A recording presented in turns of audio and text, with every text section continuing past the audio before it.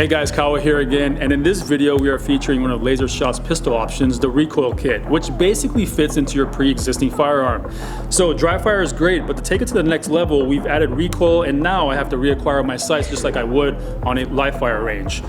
The reaction tree that we're about to shoot is a drill that was designed to test your reaction skills, acquiring your target, and obviously addressing targets in a certain time window. So let's see how we do.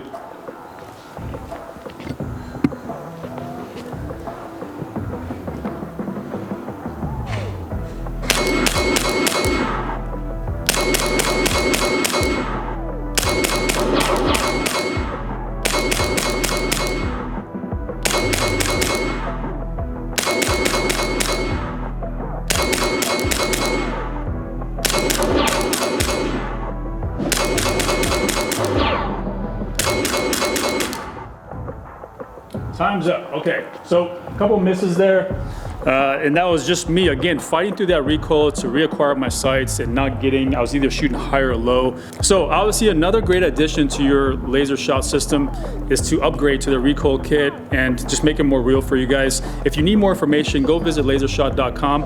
And again, I'm Kawa and I train with LaserShot.